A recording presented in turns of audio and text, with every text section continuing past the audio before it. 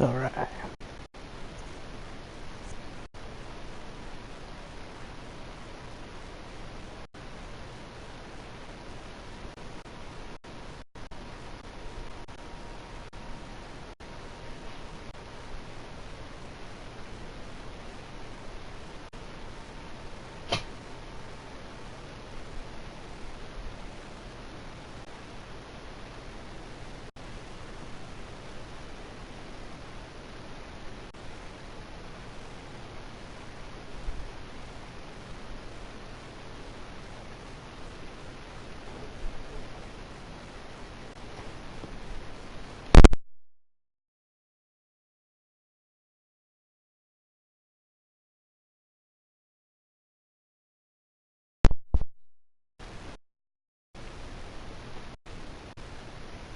Alright, so fair warning about these readings. So these are called Crappypastas. They're creepypastas, but they're made by the same, where the website's made by the same people. And they basically, like, so I think how their website works is through,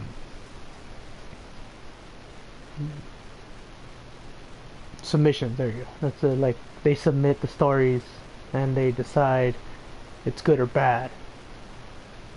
So they put it onto their website. But they've gotten really bad ones, so what they decide to do is they put it on a different website called Crappypasta. It's the same people, except this is just for the really bad ones. What makes them bad? Well, the fact that they're either written very poorly, like the ending is really bad to these stories, or it's just not scary at all. So, if I start reading these, you might hear me like think like I'm messing up, but no, this is how they are written. So, and I've read these before, and they make me stutter because it's just so badly written. So, and I'm gonna kind of start it off with one of my personal favorites called Slender, my personal account, which is a story based off Slenderman.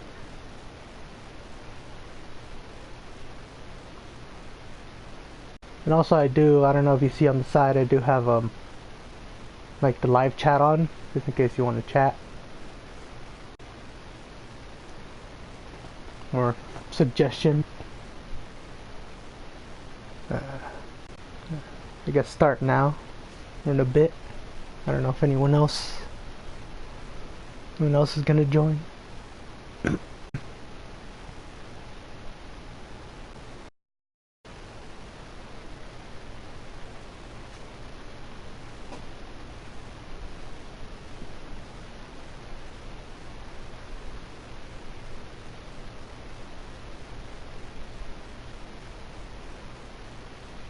So how are you doing today?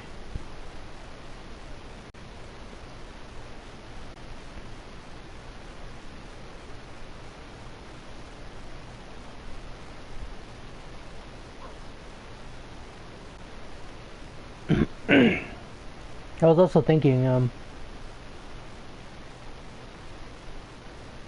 nice. I was thinking, it's like this type of game that I have right now, Plague Inc. It is kind of like an auto game. If you want visuals, I could start playing it because it doesn't take too much to like to focus on, I guess, sometimes.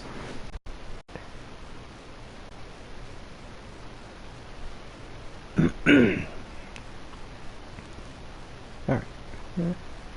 We're just gonna start.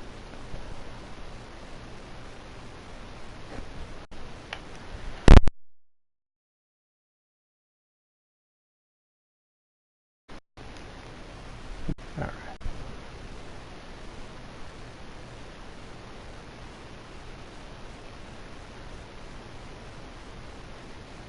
Well, they left.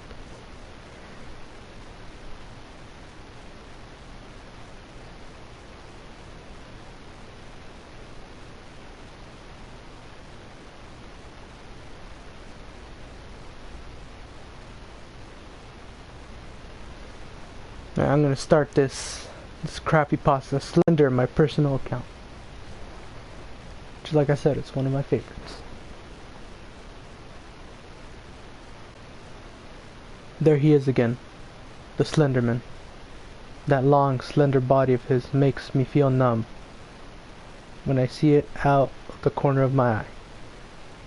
Staring into his bone-white, featureless face makes my stomach tie itself in knots. Sometimes, if I stare for too long, my nose starts to bleed and my eyes start to glaze over with this television-like static. I've read all the stories, I've seen all the YouTube videos about him. All of them seem to communicate the same message. He will stalk a child from the ages of 3 to 16 for up to 4 years. A terrible time in my life of a soon-to-be victim. Their horrid lives are filled with countless nightmares about the Slenderman, visions, and the sickness. Slender will get closer and closer to his prey, which causes them to go insane. When he claims his victims, there is no saving them. Often, he will impale his prey on a high tree limb in the forest near their former home. Their organs are often ripped from their bodies and then placed in bags to be scattered around them, or put back inside them by the Slenderman. That's how it's supposed to happen, right? Well, you see, he has been stalking me since I was 6. I am currently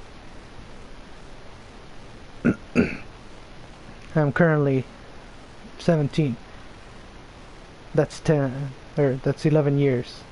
He's gotten closer to me many times, and I've never gone insane or have gotten the sickness. I occasionally get a small nosebleed from staring at him for too long, but that's the only symptom I get from his presence. Sometimes I'll be hanging out in my room, and he'll just let himself in, perch himself at the end of my bed, and watch me. Nothing happens to me. I don't feel ill or anything. I'll occasionally talk to him, even though I very well know he won't respond. How could he? He has no mouth. I've tried explaining this to my friends, but they won't listen. They're convinced that any day now he's gonna take me, and they'll never see me again. But I'm not sure if the Slenderman is completely evil being. Every once in a while, I'll hear of a child being snatched up by him. If he's so hungry, why doesn't he devour me? He and I are together almost every day, being lonely together. Slender left me a note today written in his jagged handwriting. It reads, "Beloved human girl, I know your name, but it will mean nothing where I plan to take you. I wish to take you to my realm, my shadow kingdom. I want you to come with me and be my bride. I've been in love with you ever since I sensed your soul back when I first came to your small town. The reason why I stalked you so long is because I wanted to make sure you were right, that you were the right fit to me. You have the perfect blend of sweetness, kindness, and thoughtfulness. However, you do have a very dark side to you, and I love it. Please come with me. I can make you immortal.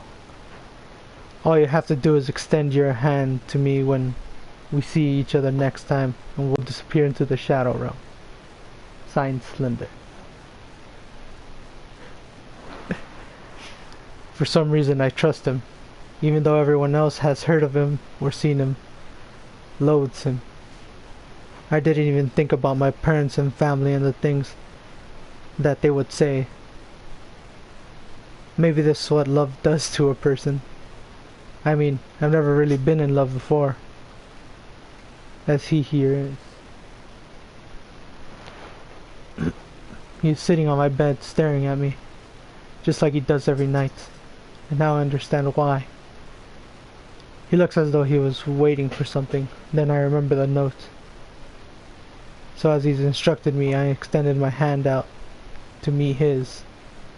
The second they meet, I feel an invigorating sensation crawl up my arm. This feeling then spreads to the rest of my body, and in a second I'm whisked away from my bedroom into a place too dark to explain. He still has a hold of my hand and it feels warm. I look up at him and suddenly I no longer see a faceless figure. As the moments pass, his face morphs into a human face. The most wondrous face I've ever seen. He has black hair and gray eyes. His skin is pale like snow. Although his features have changed, his height still remains the same. I have been staring at him for a few minutes now and I haven't received a nosebleed! Exclamation mark. As all of this is happening, we're traveling somewhere. I assume we're on our way to my new home, the Shadow Kingdom. I hear a voice, a very kind, loving voice. I am confused to where the voice is coming from until I gaze up at him. He is speaking! Exclamation point. And I can hear and understand him. He explains how happy he is that I can finally be with him and understand him. We've arrived. His shadow world looks a lot like Earth, but darker. I see that there are many others like him, and I find out they all have the same purpose, to feed on the happy souls of children. They are kind to me, just like Slender. He shows me around, he shows me all his favorite places in his world to think. He shows me my future home. It's a lovely gothic stone castle. And then a thought occurred to me. Do I? Me? Do I have to make love to this notorious Slenderman? He notices that I'm not paying attention and nudges me. I snap back to the present right away. This wedding is quite beautiful. He has me clothed in a white lace wedding gown. He is wearing his famous black suit, of course. The wedding is very much like a wedding on Earth. There are wedding bands for our fingers, a party, and drinks. It's our wedding night, and I'm laying in his arms, feeling very content. He leans in to kiss me, and I do as well. Our lips meet, and my body experiences the same feeling I did when he and I first touched hands. We start using tongue and the feeling grows. His tentacles are now moving all over my body and I'm literally writhing with anticipation for what comes next. He strips me of my clothes and begins to kiss me all over. It's almost as if I can't breathe. Wait, I can't breathe. My heart is pounding a mile a minute. I'm scared. But I trust Slender. By this time I'm beginning to get dizzy. All of a sudden, before I even know what's happening, he's inside me. And I can't breathe again. As I gasp for air, he only pushes in further and harder. It feels fantastic, but I'm confused about what just happened. After an hour or so, he finishes inside me. I stop breathing for a little again.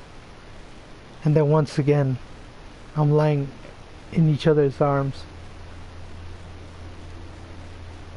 After about 10 minutes of thinking, I finally muster up enough courage to ask him why I couldn't breathe. He tells me that he was transforming me into something like him. I didn't understand what he meant until I got hungry the next day. Not hungry for food, but happiness. Human flesh. He tells me he's doing to teach me how to hunt. So he takes me to Earth to look for prey. We come to a small wooded area to pick a child out. He tells me to move closer to the child and extend my hands, the tentacles.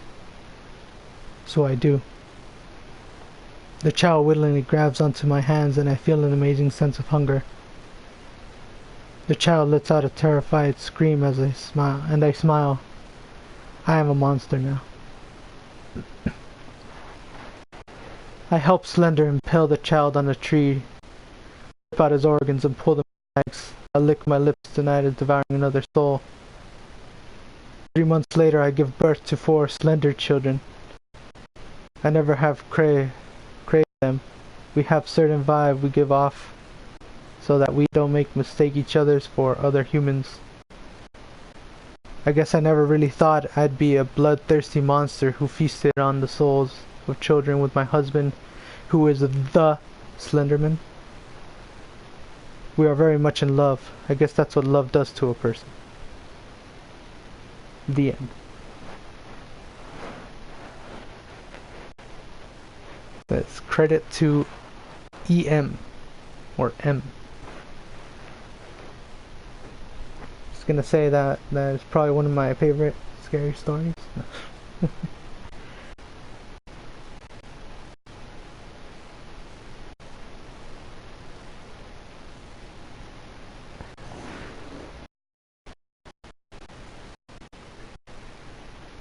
No, there was more too.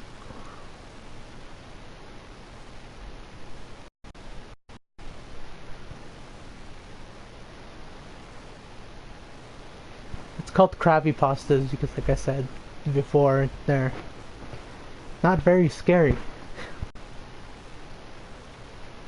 At least that one wasn't very scary. Or, I guess it was horrifying, but not very scary.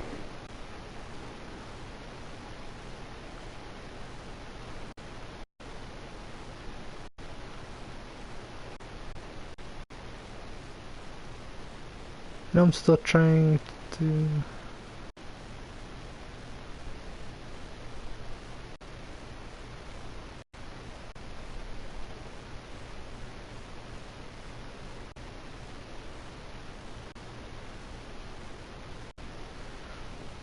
Still trying to figure out this menu. I forgot. I know there's like a top. There's also a randomizer.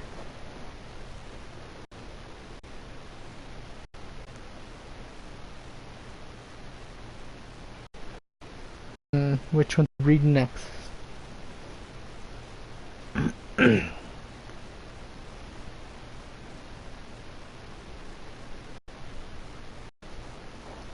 Alright, I got a randomizer here. It's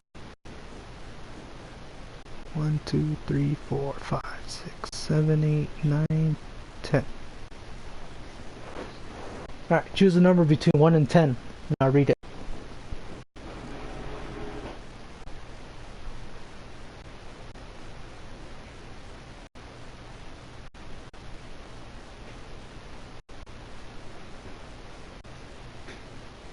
Seven. The water jar and the thirsty souls.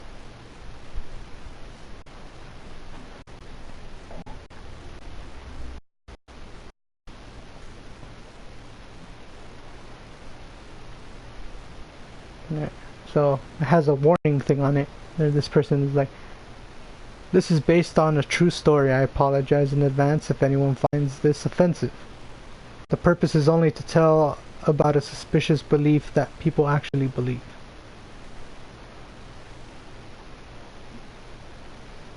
What are the things that you do before going to bed at night?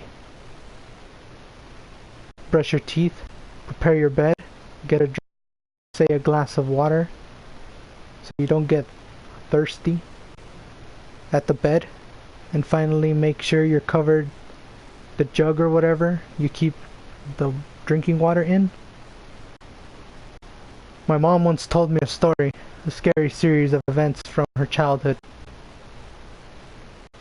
When I was a child, a family that lives in the neighborhood suffered some unexplainable tragedies. There was this lady whose children would die after only their first 2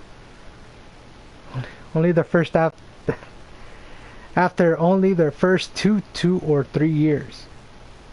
No matter how carefully she cares for her babies, for some unknown, unexplained reasons, her little ones wouldn't survive for more than the first 2 to 3 years.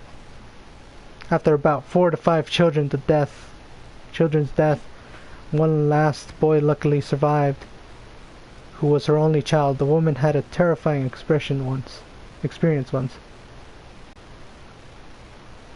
It was a time when she was pregnant and her only son, who later survived to adulthood, was in her womb.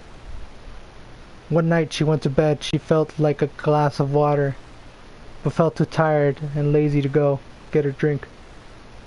She just forced herself to go to sleep. Next morning, a hue and cry awakens the neighborhood. The lady isn't waking up. She died in her sleep last night. As a family member who discovered her death in the bed explained what happened and how she came to know. I woke up and was getting ready for my morning prayers. I walked into her room and found the kolshi. Parentheses, kolshi is a retro-style water vessel used in Indian subcontinent. The kolshi was left uncovered.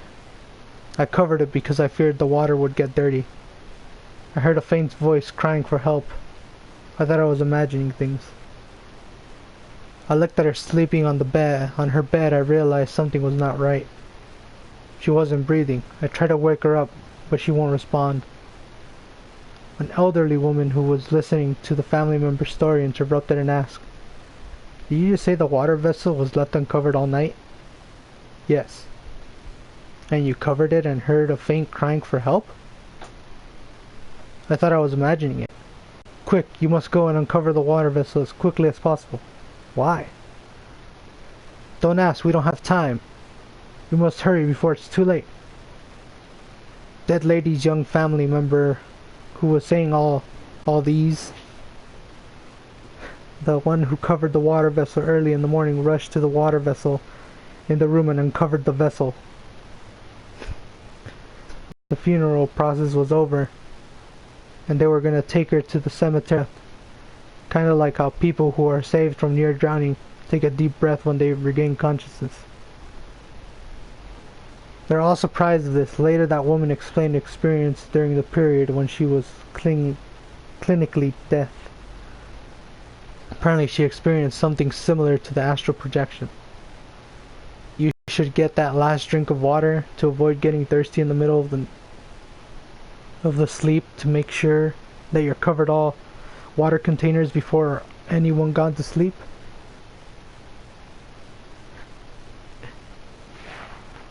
Alright, I'm not joking. That's how that ancient belief goes like this. If any sleeping person gets very thirsty, but is in a sleep too deep to wake up, then he or she will go to a state of astral projection, and his or her spirit shall travel around the room and outside the room in search for water. And if there is a water vessel left uncovered, the spirit shall descend inside it to get a drink. And if anybody accidentally covers up the water container, the spirit will still inside. Then the spirit, soul, whatever you call them, shall be trapped in that water container. As the soul or spirit trapped in the container, unable to return to the body from the astral realm, the body shall be left clinically dead. Only if they are lucky enough for someone still subconscious, open up the water container and let the spirit out, and only if the spirit returns to the body before it gets buried or burned as the final funeral work, only then the person may survive. As relatives come to hear from a woman who had the near-death experience, she told how she traveled along the astral plane, spirit realm, or whichever is accurate, I don't know.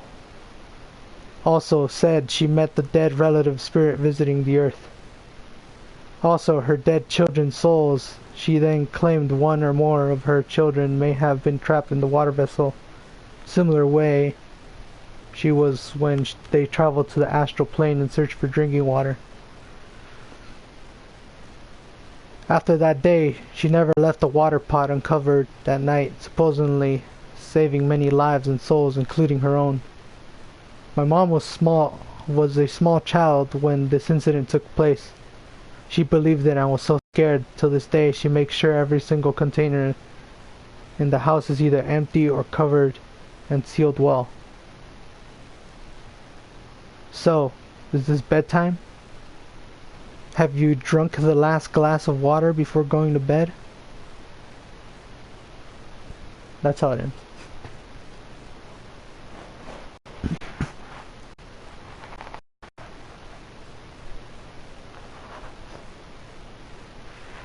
So have you drank your water? Have you drunk your water?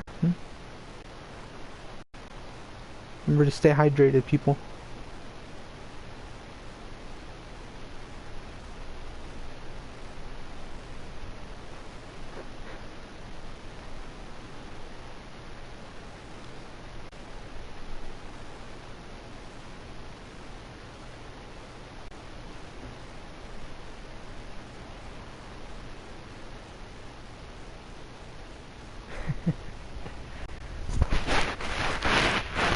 Alright, one more time. 1 through 10.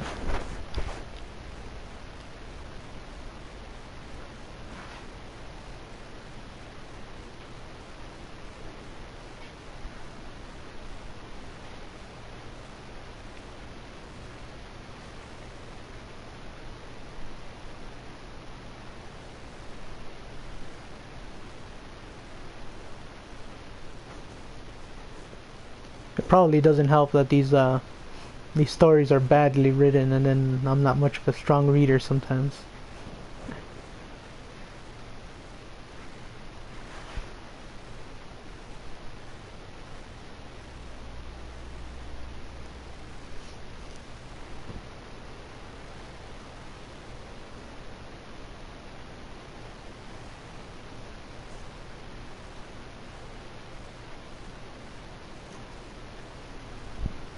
One through 10 on this randomizer.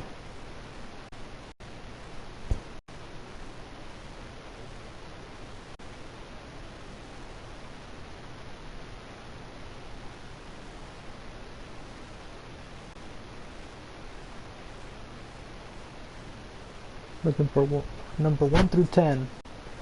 This Crappypasta randomizer.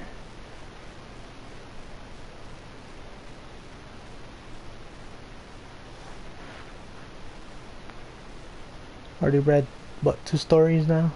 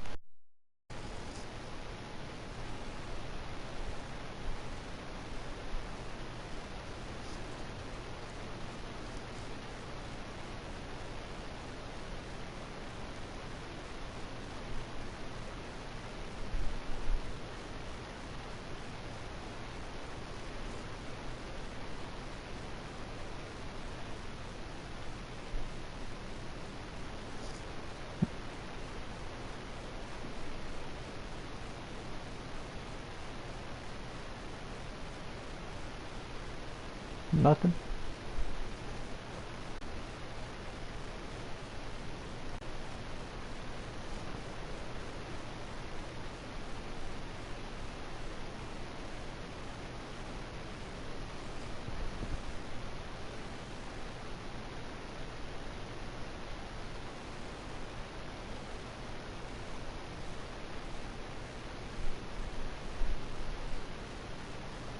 Number 4. Number 4 is called Why Aren't You Thanking Me?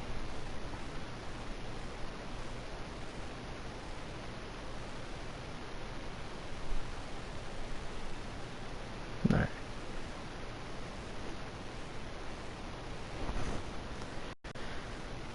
No! Andre had finally reached his teenage years and there were spots all over his face. He had to get rid of them. Google! Andre rushed to his phone and I looked up how to get rid of teenage spots. It said you needed to get 3 teaspoons of baking powder and pour it into a bowl of water. He added 10 milliliters of acid to make sure it worked properly. He added 10 milliliters of acid to make sure it worked properly. He rubbed what he had made all over his face. He had an injection that eased pain just in case he felt extreme pain. In fact, just after 5 minutes of a process, he indeed felt a lot of pain. It began to burn of all of his skin. He quickly put the injection in his neck. While he was injecting himself, he read on the injection liquid will cause serious mental problems. Andre passed out. When he woke up, he saw his mom leaning over him, crying her eyes out, saying, "Why did you do this, Andre?" repeatedly. "Hey, Andre said, at least I have not got any spots." Andre grabbed the liquid and poured it onto her face. Just as she was about to scream, Andre held an axe to her neck and whispered in her ear, "Why aren't you thanking me?" and chopped off her head brutally. Till this day, Andre is still lurking around looking for spotty people, not feeling 1% of shame. If you are spotty, be very careful. The end. Story was made by Corey Yaman.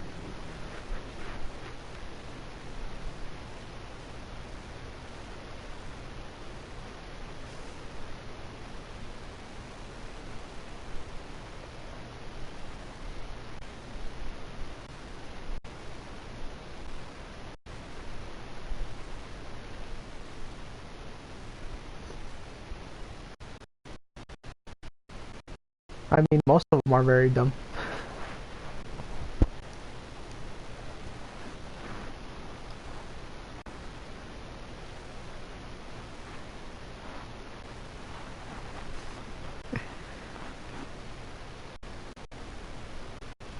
So these are always very different. So the randomizers always sound like the stories. Yes, I know this one was very dumb. I gotta get rid of these spots, so I'm gonna put ashes over my face.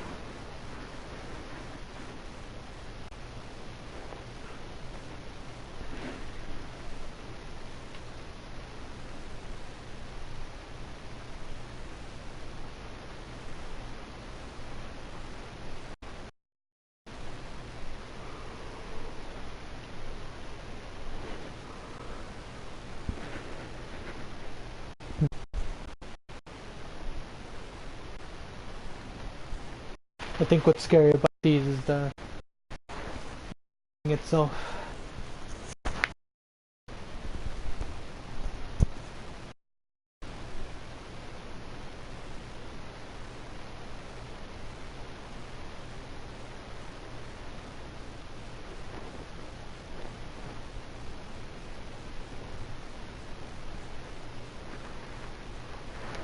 Well, then 1 through 10. Let's keep on going.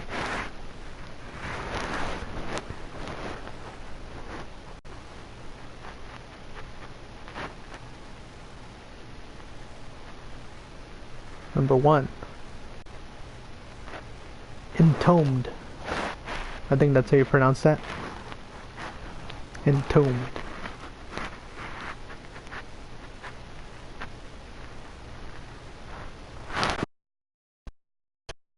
Reality and fiction I'm both alive and dead at the same time because sorrow had committed an awful crime by shattering my heart. It's because I'm always alone and picking up the phone to hear its dial tone only eases the tension for that moment. A new hope always fades like the North Pole's everglade. It's like a song or something. Losing all grip from reality, I'm now realizing the duality of my subconscious personality. So, open up my heart to see my memories, hack my mind to my blood flow because now I'm stunned and can no longer grow. So I'll encase myself in a cocoon of spider webs to shield myself from the world. Glad before I see the day, if I have to face the world, what will I say? This old mountain sharpen on my way, something's evil in my heart wants to really play. This world I live in is so gray. I can't evaluate, I can't regulate.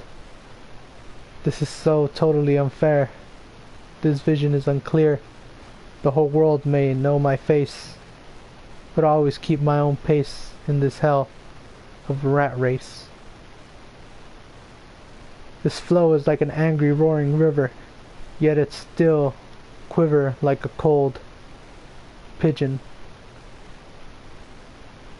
It's heavy like a rock, light as a sock, fight like someone who loves to mock.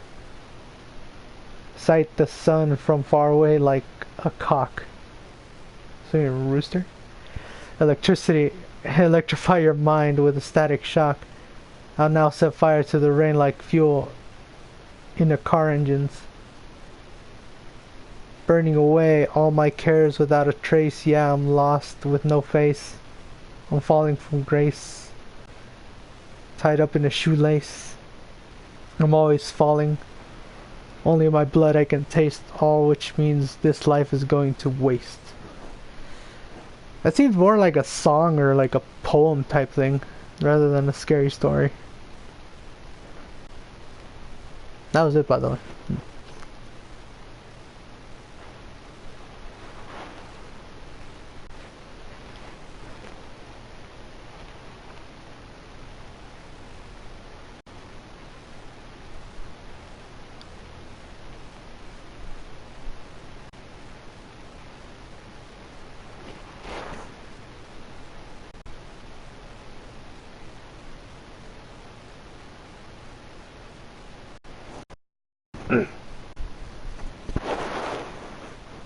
Let's see, random pasta.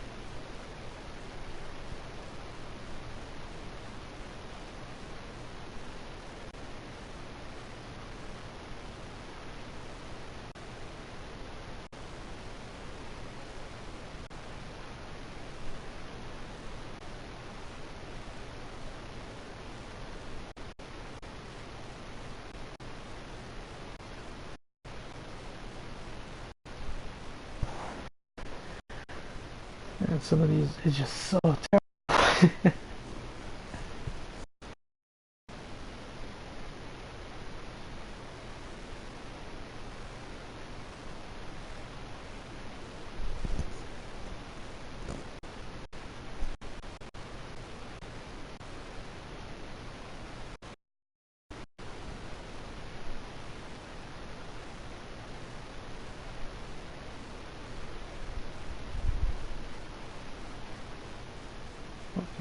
One through 10.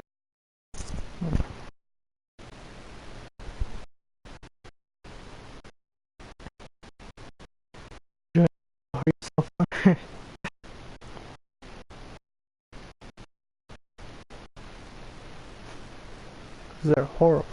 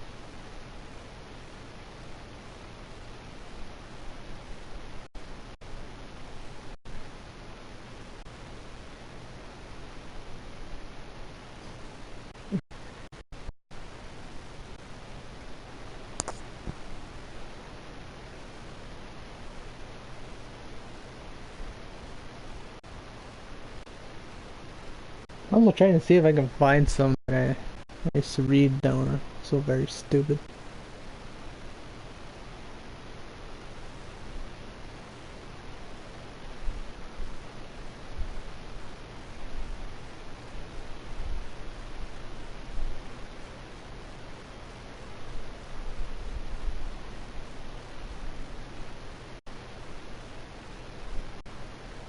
There used to be some really, really stupid ones. I mean, they're all stupid, but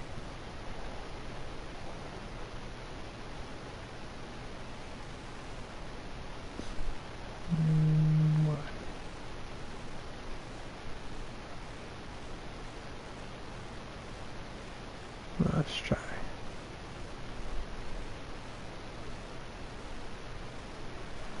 Oh, is this it? Is this the one I was?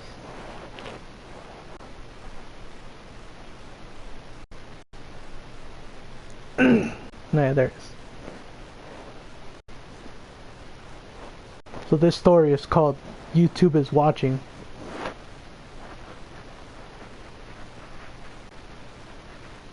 This happened around, which is spelled wrong, 10 years ago.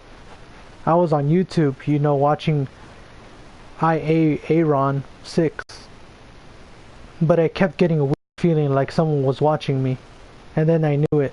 YouTube was watching me. I shut off my laptop and ran downstairs. At this point I was really scared. I called my friends over and we all saw it. And ever since, I never gone on YouTube again. So keep in mind, YouTube may be watching you.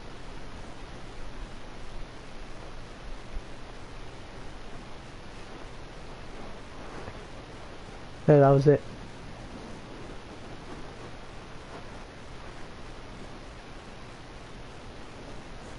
Hold on, I'll read it again because it's so short.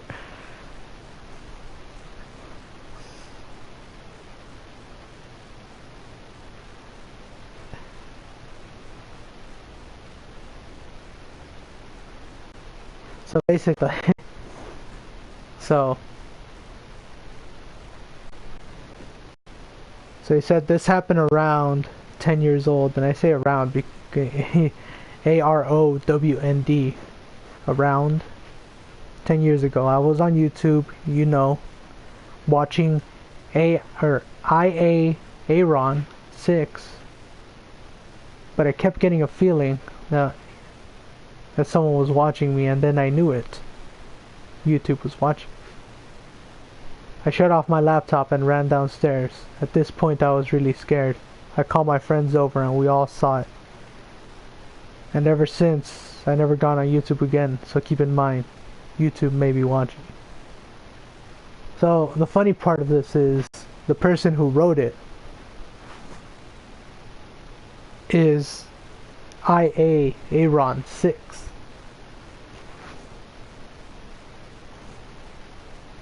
So basically he's saying he was watching himself, and he called himself YouTube, so YouTube was watching. Because he was watching YouTube, about his YouTube channel.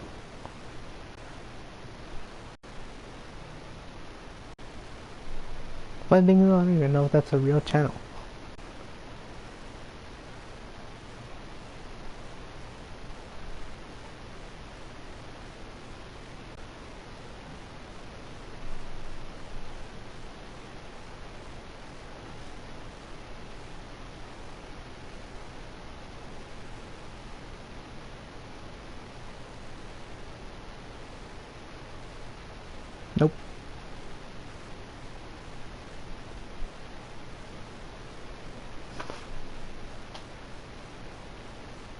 Isn't there another one? I know there was another one I would read too. Uh,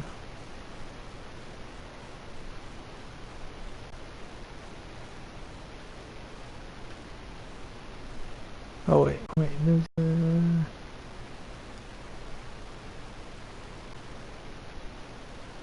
I'm just typing in keywords to see if it pops up.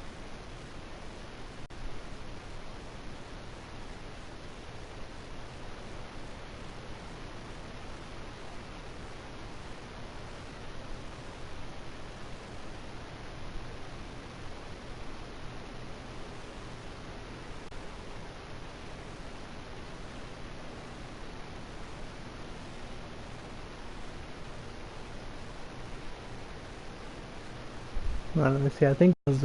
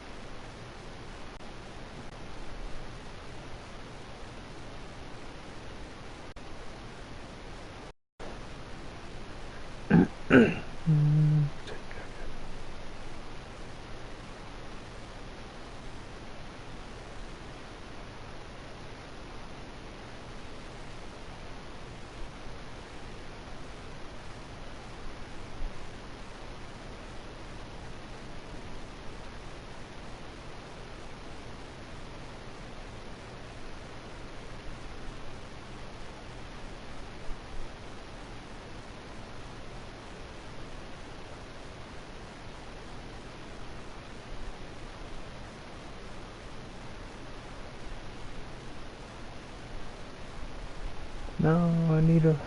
There's like remakes and part twos of this story I'm trying to find. No, I'm trying. See.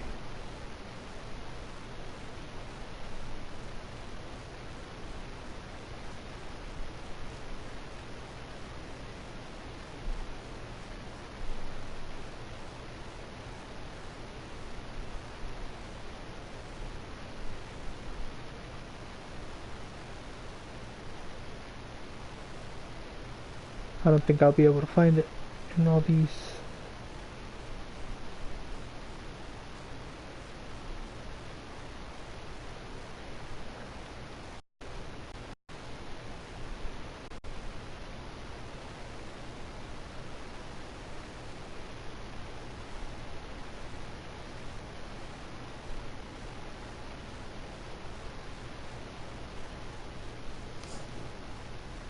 What?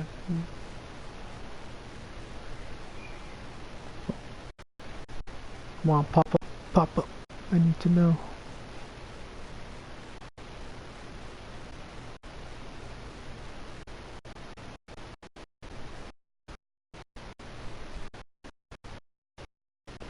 Share this with the world.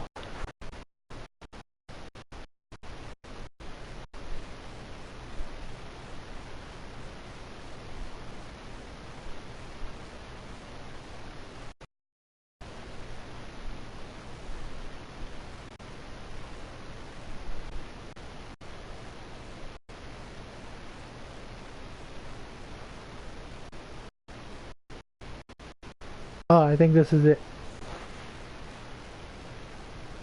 Okay. I think I found it.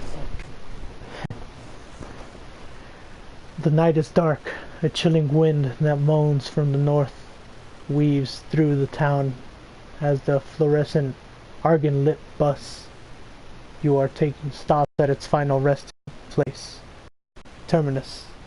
You depart, not glancing at the form of the bus driver slumped in the cab of the bus. Your destination is about a half-mile away, and you lift the hood as you set off through the sodium-lit suburbs.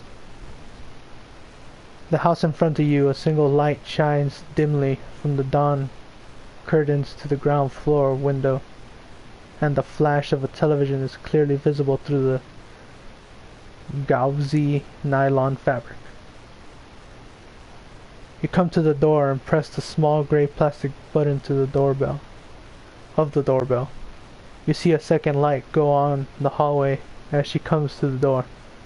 The girl looks beautiful in the half light as her auburn hair is surrounded like a halo by the light of the cheap powering saving bulb. You walk inside feeling the warmth of the council house enveloped you, and she leads on into the living room. There's a large sofa, a creased depression where she has been lying in a snug position watching television. Your hopes of a good action film is dashed as you recognize the actors and realize that it's a cheap, straight-to-DVD romantic comedy. You sit awkwardly, separate from your love by only 10 inches and a few flimsy layers of clothing. She watches engrossed in the film as you take off your hoodie and help yourself to a handful of greasy popcorn.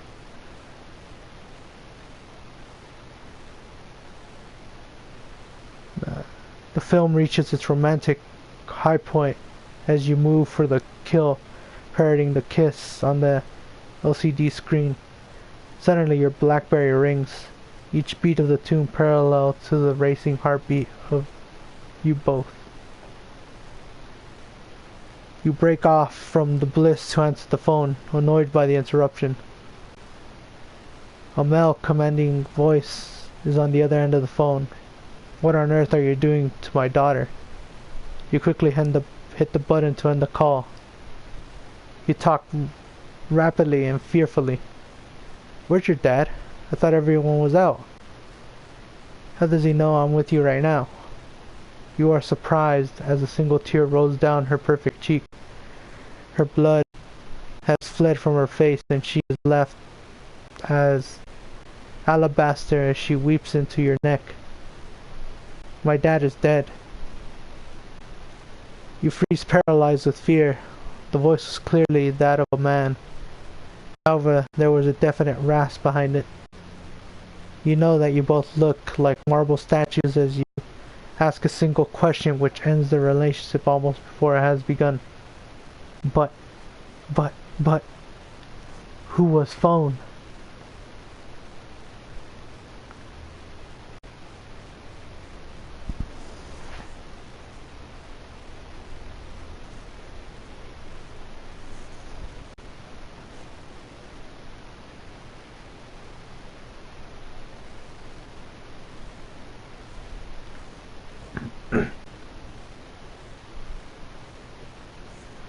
That one was one of my favorite ones.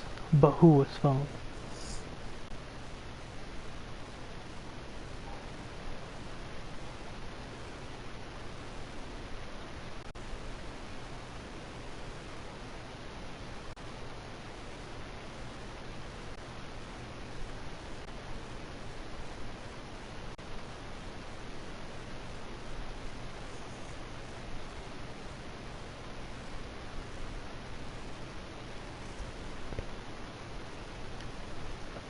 Thank you for joining me for this dramatic reading of these Crappypastas.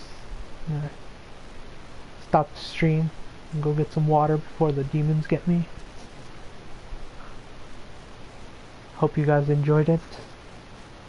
I kinda did.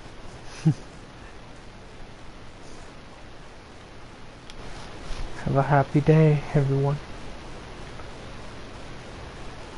But who was phone?